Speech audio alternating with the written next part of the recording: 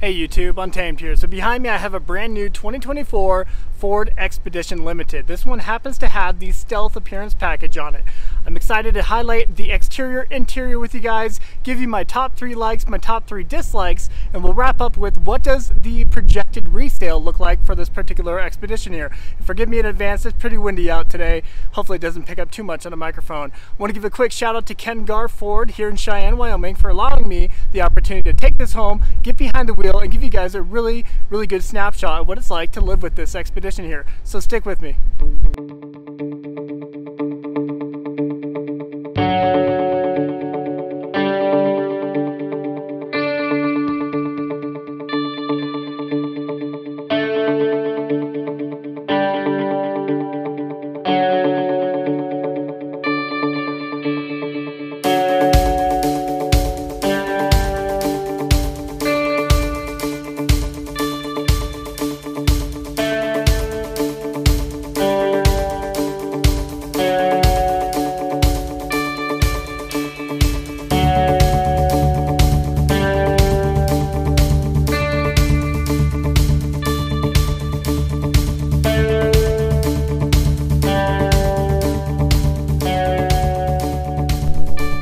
Start with a exterior walk around of this 2024 Ford Expedition Limited here.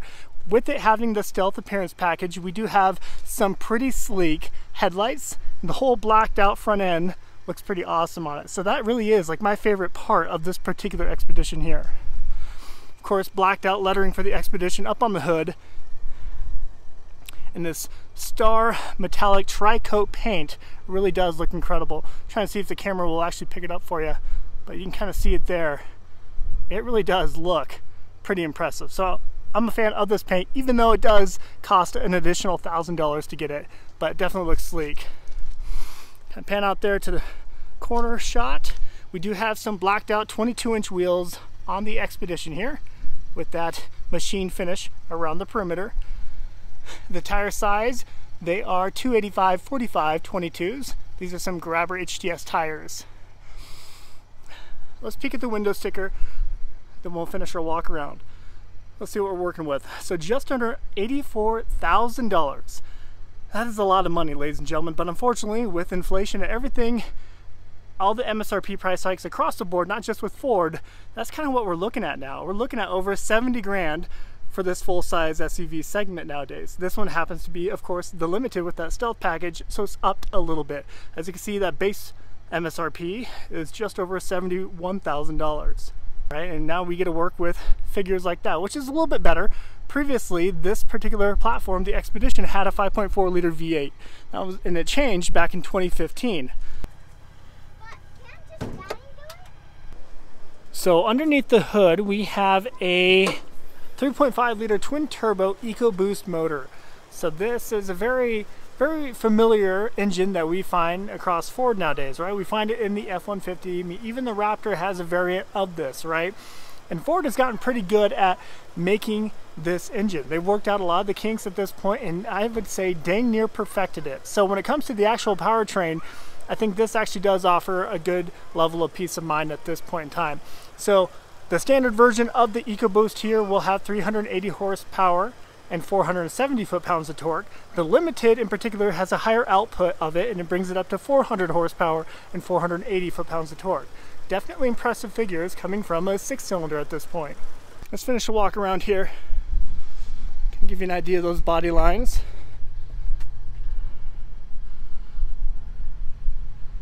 So pretty sleek down the side. Not too much dimension to this vehicle, but that tends to be this segment in general, right? We find that with the Yukon, the GMC Yukon, the Cadillac Escalade. They all kind of just be giant, they're just giant boxes nowadays. Take a look at that rear tail light.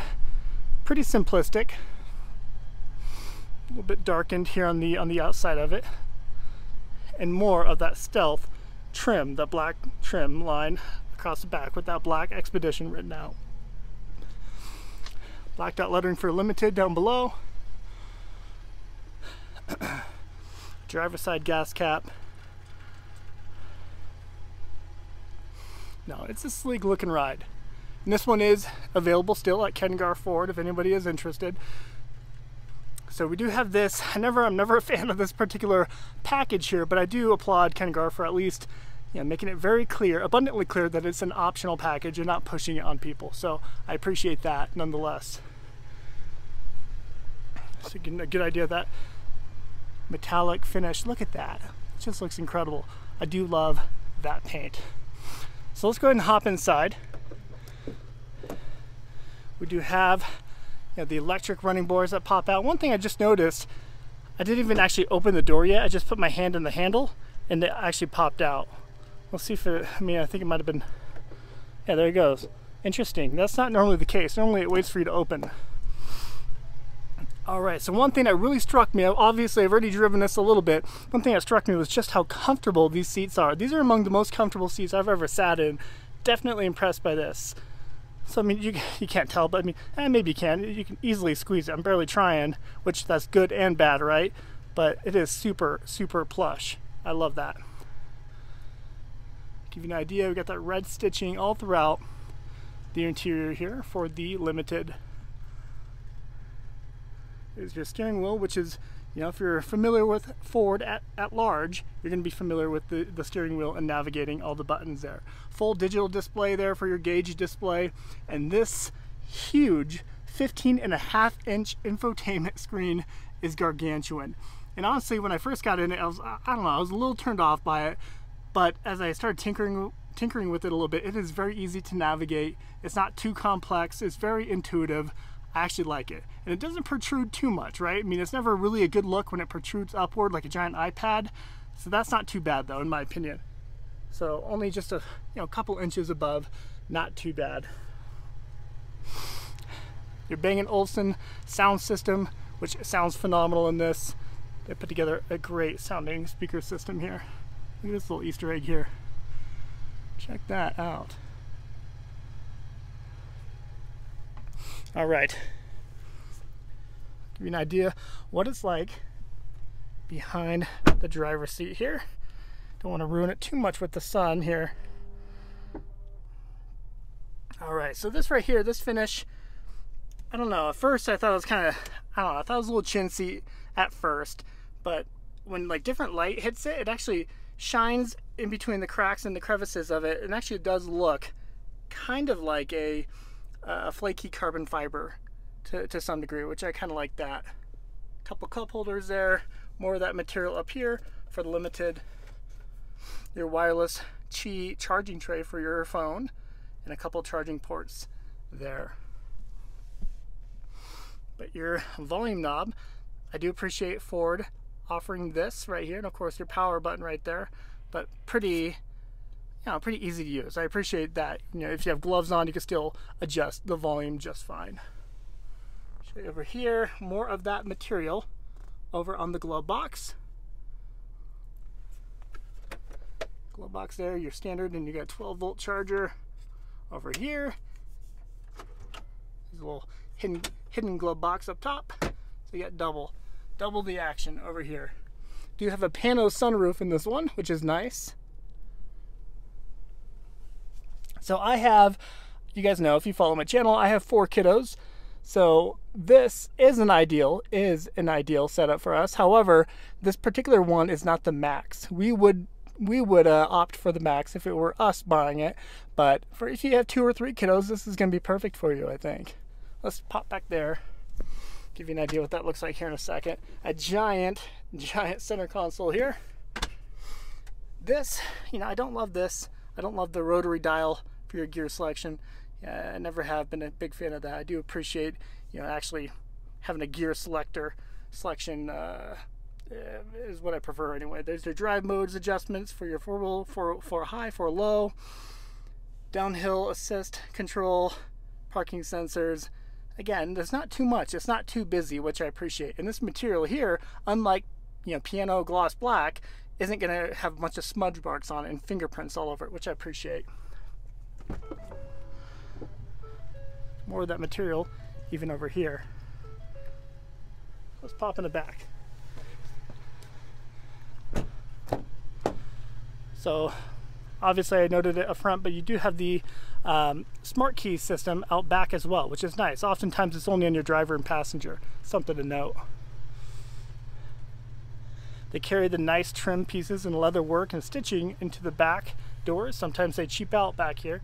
They didn't do that, which is nice.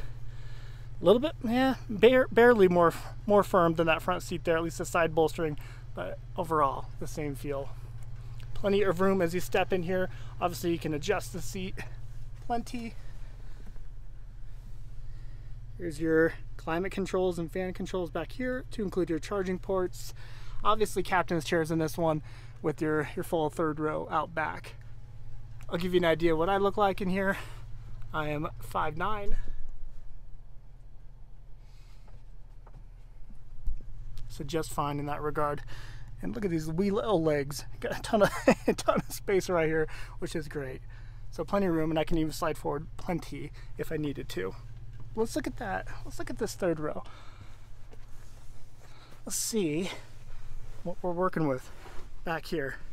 So definitely, so the way I'm sat right there anyway, tight back here for 5'9", but you saw I had about a 1/4 acre of space in front of my knees up there, so I could easily pull this forward and have plenty of space back here.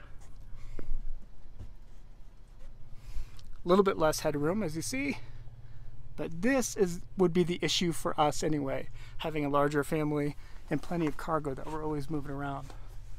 But overall, a really nice spot to be. Let's check out the back.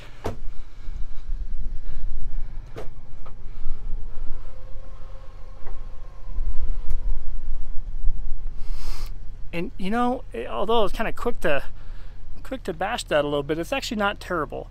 And some of you might be watching, what do you mean that's not terrible? That's not a lot of space. It isn't, but when you compare it to like the new 2023 and up Toyota Sequoia, even the Sequoia has probably about half of that space back here in a little shelving system, right? Whereas this is even bigger than that, which you appreciate. When we had a Cadillac ESV, quote unquote, the equivalent to the Max version of the Expedition here, and we really appreciated that additional space. So plenty of adjustability back here. How about that? I don't think, oh, look at that, and it pops down the headrest. Sorry guys, I have a limited amount of time with this today, so you are experiencing it with me for the first time. So I'm just pushing these buttons over here. Stuff that you all have seen before, I'm sure. Some charging port over here, USB charging port. That's pretty nice. Look at that, that's a ton of freaking space back here, and I love that it folds flat. That is really nice. Little cargo cubbies here on the side. Pretty nice. Pretty nice indeed. So a little bit of a turbo lag at the beginning, as you'd expect, but man, it just rips. It's impressive. It is impressive. You know, that low end power is definitely impressive too, right? You give it a second for the turbos to spool up, and it really does just throw you in your seat. And I think a lot of it is thanks to that 10-speed automatic transmission that we find in this. Ford co-developed that 10-speed with GM, and we find it in a number of different platforms. Yeah, that torque feels incredible. The 480 torque that we find within this limited Expedition is incredible. Very smooth, and one thing I noticed already is just how incredible the turn radius is. I'll tell you what, I'd be curious to know what you guys think of the full digital gauge display. You know, we find that in a lot of modern vehicles now. You know, we've kind of distanced ourselves from the whole analog gauges. What do you think about that? Is it a good or bad thing? You know, I could definitely see this being a very comfortable vehicle to drive long distance. You know, between these seats being incredibly comfortable, a ton of adjustability within them, and really just the adaptive feel to the suspension system is pretty incredible. It just absorbs everything, and well, it makes for very comfortable and easy freeway driving. Great visibility over the hood, trying to give you guys a good eye level for me. And again, yeah, I don't have the seat too high, but I could adjust it upward too, even some. But great visibility over the hood. Now, pretty well planted. Alright, so let's talk through my top 3 likes and my top 3 dislikes. Let's start with the good. For starters, I absolutely love the low-end power delivery within this 3.5 liter twin turbo EcoBoost. The low-end power delivery combined, mainly thanks to that 10-speed automatic transmission here, you are thrown in your seat right from the get-go. You don't have to build up to that power, which sometimes you would expect with a turbocharged platform, but it comes on immediately, and I find it very impressive. So that's my number one like. Number two is the stealth package. In particular for this Expedition here, this Limited, I love the blacked out accents all around. I love the blacked out wheels. That is a really nice touch in my opinion. If I were to buy one of these, I would certainly get a stealth version of it, a stealth appearance package, because it looks phenomenal in my opinion. And the third like that I have is the heritage nameplate that comes with the Expedition. Now hear me out, right? Some of you may disagree with that, but maybe it's a part of my upbringing, but I know a lot of other families as I was growing up who had these, right? So the Expedition came out in 1997, and I knew a few families that had a late 90s Expedition. And I tell you what, I mean, into like 2010, 2012 time frame, they were still driving their late 90s Expedition. So back then it had the V8, of course, but they really took tremendous pride in driving this. And it really is, to me, this and the Suburban are almost American staples to some degree, right? And you can make that argument easily for like a Ford Mustang, the Bronco, but this Expedition here, at least for me, for the American family, has become a staple in my opinion. So those are my three likes. And I'll sneak it in for fun. I love how comfortable it is. Like I said, it truly is among the most comfortable, probably the most comfortable seat that I've ever sat in. Alright, now let's talk through my dislikes. This is where a lot of you will likely want to beat me up. But the three things that I do not like so much about this 2024 Ford Expedition Limited here would include just kind of a boring design of the exterior. I think the interior is good, but the exterior is just, like I mentioned, it's just a complete block. That's all it is. It's just a very flat sides. It's just a giant rectangular block, and that's all it is. So I would appreciate some more curvature to it, some little bit more design cues to make it feel a little bit more special. We see that with like a lot of Japanese manufacturers really getting sporty with their design elements, adding fender flares, making them a little bit more appealing, adding more just 3D elements to it rather than just being a giant box driving down the road. So I don't love the exterior styling outside of the front end. The front end I think looks incredible. Ford knocked the front end out of the park, I think, especially with this stealth package. I love that part of it. But on the sides, when you just look at it, it just feels a little boring to me. My second dislike is the poor resale. You guys know, if you frequent my other channel, Untamed Motors, I really do follow Toyotas predominantly, and for a good reason. I mean, especially when it comes to the resale values. You can buy a brand new Toyota and drive it for a couple years and not lose your rear end on it. Whereas with this, I did some homework, did some nationwide searches on it for this exact Ford Expedition here, a few years old, a Limited anyway, a 2021 version of it, or 2020. You're about half the value from brand new, assuming you put 50,000 to 60,000 miles on it. Half the value of what they cost brand new right now. Granted, to be fair, MSRPs have come up a little bit, so keep that in mind. But if you're going to buy a 2021 with 60,000 miles on it, you're going to be spending right around $40,000 for it. 40, maybe low 40s. But if you start teetering upward toward 90,000 miles, you're looking at mid to high 30,000. So their value does drop pretty drastically. And within that first year and a half of ownership, you can expect to lose $15,000 to $20,000 off of it, unfortunately. So those are my top two dislikes for sure. My third one, we talked about it earlier, but the rotary dial gear selection. I don't like that at all. I've never been a fan of that. I don't think I'll ever catch on to that, honestly. It just feels a little synthetic and doesn't feel good. It doesn't feel like you're driving an SUV or a rugged truck at all. So I just don't like that part of it. So would I recommend buying a brand new Ford Expedition? I'm kind of hesitant, right? I mean, and I'll kind of leave it with a yes and no. If you're able to buy a lightly used one, I think you're able to save $15,000 to $20,000 pretty quick. So I think I would lean that direction. However, if you are the type to buy a vehicle and literally drive it till the wheels fall off and be that first and original owner throughout its lifetime of the vehicle, maybe it would be a good purchase for you, because this 3.5 liter twin turbo EcoBoost has developed a really good reputation. Ford has gotten really good at this platform here. We see it within, the Ford Raptor, the F-150s, of course. They've gotten pretty good at it, and they've kind of ironed out most, if not all, of the kinks with them. Obviously, there's going to be some gremlins in it. I mean, we're going to have some tech issues perhaps that continue forward. But overall, when it comes to this powertrain, Ford has done a really good job at really polishing it and perfecting it. So if you are the type to buy a vehicle and drive it till the wheels fall off, this might be a really good option for you. And like I said, this kind of is, to me anyway, an iconic family mobile. Right? If you got a few kiddos, a growing family like myself, this is, I think, it epitomizes the American iconic family, right? And I like that about it. So let me know what your thoughts are. Would you recommend, would you like to buy this Expedition? And like I said, shout out again to Ken Garf Ford here in Cheyenne, Wyoming for letting me drive this around a little bit, get behind the wheel, and get a good feel for it. And I always do a poor job at asking, but I would greatly appreciate it if you found any value in my videos here. I would sincerely appreciate it if you'd consider liking and subscribing. It means a lot. I take note of people who are following the channel. I take note of all your comments, and I love engaging with you all. If you have any recommendations of other vehicles you'd like to see me review, drop it in the comment section. I'm happy to do so. Thanks for watching as always. Until next time.